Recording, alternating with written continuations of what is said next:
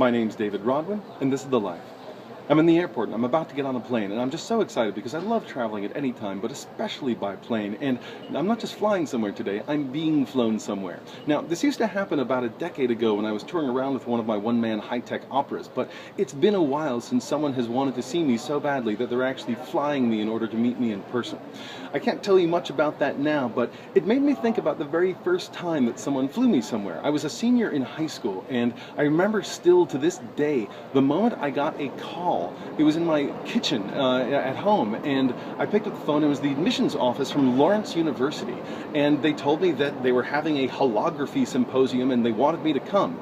And I was trying to tell them, listen, I'm just a senior in high school. I don't have the money for airfare to come out there. It sounds really neat. They're like, no, you don't understand. We saw your independent project you did in high school about holography. We like you so much, we will fly you out to, where was it? Appleton, Wisconsin, home of Willem Dafoe, who I later met when I was working at the Wooster Group. The man eats like an animal, but that's another story. Anyway, so I still remember flying out to Appleton, Wisconsin, to Lawrence University, where they wanted me to go there on a big scholarship, and not just on a scholarship, but for a special program I'll tell you about in a minute. But first I remember the trip, because I had to fly out from New York to Chicago, and then I got on a puddle jumper, this tiny little 8-seater dual prop plane that never, I don't think, cracked like 8,000 feet. So it's the first time I ever flew when I was looking down, and things were much larger than ants. In fact, I could easily imagine ourselves crashing to the ground very quickly.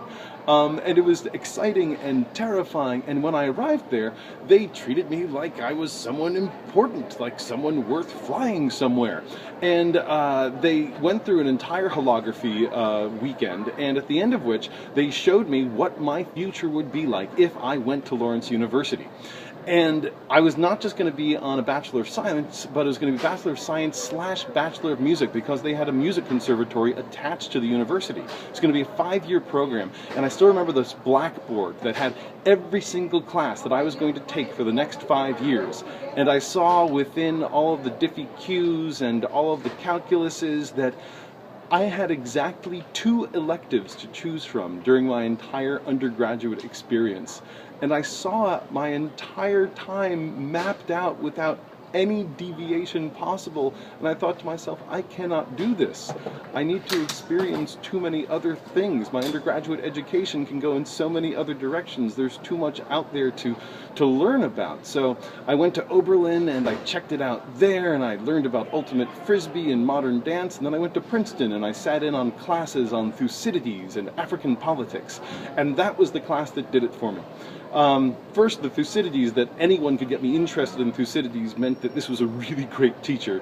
And second, African politics, an entire world opened up for me when I began studying that. And I knew that I had to go to Princeton and study with Professor Herbst and focus on not just African politics, but the country of Namibia, which I became so obsessed with. I actually went into the United Nations to meet with the observership there, because it wasn't a country yet. It was still Southwest Africa. It was the last colony in all of Africa. And I went in at 18 years old and met with them because I was writing a paper, and I went to Princeton. But I was so glad that I didn't go to Lawrence University and confine myself to what would have been, I'm sure, wonderful studies, but not nearly broad enough for my taste. But it reminds me of the exciting things that can happen when someone flies you somewhere for new adventures and new possibilities, and that's what I'm really looking forward to. My name's David Rodwin, and this is The Life. Oh, and I'm shooting this on my iPhone and uploading it directly from my iPhone. I hope this works. See you soon.